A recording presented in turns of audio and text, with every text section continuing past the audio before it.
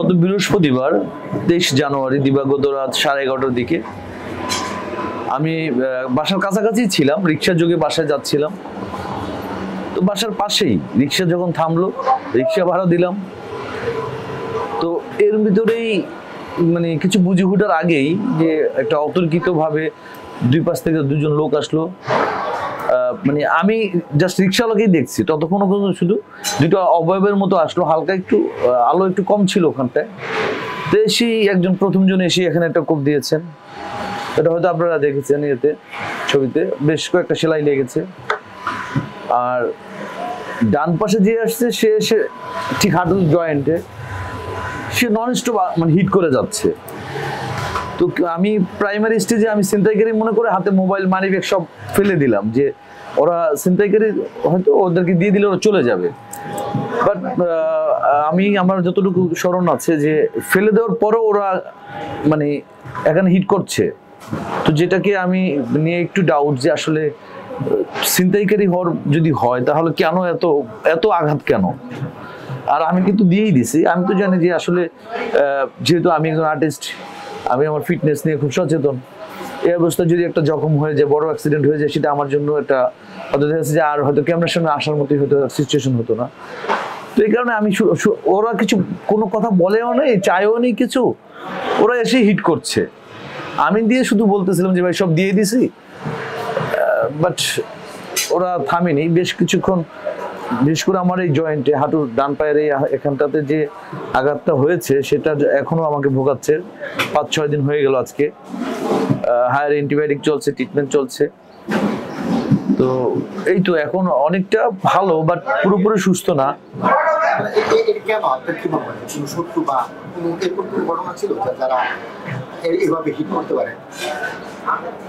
আসলে আমার স্মরণ মানে আসে না যে আমি আসলে আমার শত্রু থাকতে পারে। আমি বরাবরই এই স্ট্যাটাসও দিয়ে থাকি এরকম প্রায় মজা করে যে আমি খুব ভালো ফিল করি যে একটা জায়গায় যে আমার কোনো শত্রু নাই, বিকজ আমি খুব ফেয়ার লাইফ লিড করার চেষ্টা করি। আর আর্টিস্ট মানুষ যেহেতু ছোট হই বড় হই কাজ করার সবসময় একটা বিনোদনের মধ্যেই থাকি, নিজেও বিনোদনের মধ্যে থাকি, আমার যারা অডিয়েন্স আছে তাদেরকে বিনোদন দেওয়ার একটা সুস্থ বিনোদন দেওয়ার একটা বিষয় মাথায় কাজ করে অল টাইম। তো সেখানে আমার শত্রু থাকার কথা না, কিন্তু কেন কি ঘটনা এটার বিষয়টা আমি নিজে একটু ডাউট ফিল করছি। তো যার কারণে আমি থানার শরণাপন্ন হই। আমার বাসার এরিয়া যে মোহাম্মদপুর থানায় আমি একটা অভিযোগ করি। তো ওসি স্যার বা যারা তদন্ত অফিসার আছেন তারা এখন পর্যন্ত যেটা বললেন যে আমরা আসলে দেখছি বিষয়টা, কিন্তু এখনো কোনো ক্লু পাচ্ছি না। তো আমার কাছে মনে হয় যে হয়তো এটা রেজাল্ট পাওয়া যাবে যে আসলে কেন এই ধরনের না। এখন পর্যন্ত ওখানে সিসি ক্যামেরার যেটা আমার আয়ু আমাকে জানালো গতকালকেও যে ভাই সিসি ক্যামেরা আমরা আশেপাশে সার্চ দিয়েছি, তো সেখানে আপনার ঘটনাস্থলটাকে কভার করছে না কোনো সিসি ক্যামেরা। তো যার ফলে আমরা ওটা করতে পারছি না। এখন আগে পরে আমরা মিলানোর চেষ্টা করছি যে আসলে যেদিক থেকে দৌড়ায় আসছে বা এদিক থেকে আপনি যেভাবে বলছেন সেই জায়গাগুলো আমরা সার্চ দিয়ে দিচ্ছি। আর বেসিক্যালি মোহাম্মদপুরে এরকম অহরহ ঘটনা ঘটতেছে এখন। আমরা তো সবাই জানি যে ঢাকার ভিতর মোহাম্মদপুরে এই ঘটনাটা বেশি ঘটতেছে। তো সেই জায়গা থেকে হয়তো অন্য কাউ মানে অন্যান্য যে যদি কোনো আসামি ধরা পড়ে সেখান থেকেও হয়তো একটা ক্লু পাইতে পারে। আমাকে আশ্বস্ত যেটা করছেন পুলিশ অফিসাররা যে আপনি একটু ধৈর্য ধরেন, আমরা মাঠে আছি, আমরা খুব তৎপর, আমরা আপনার বিষয়টা নিয়ে দেখছি।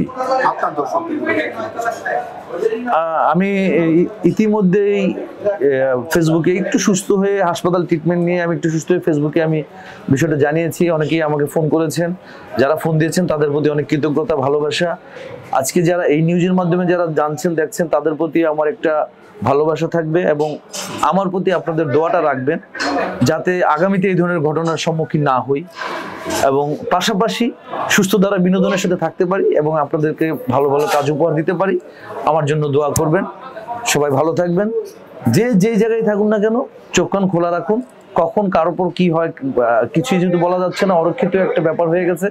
আমি আমার দর্শক যারা আছেন সবাইকে বলবো যে আপনারা নিরাপদে থাকুন, সুস্থ থাকুন, পরিবারের প্রতি খেয়াল রাখুন, আমার জন্য দোয়া রাখবেন।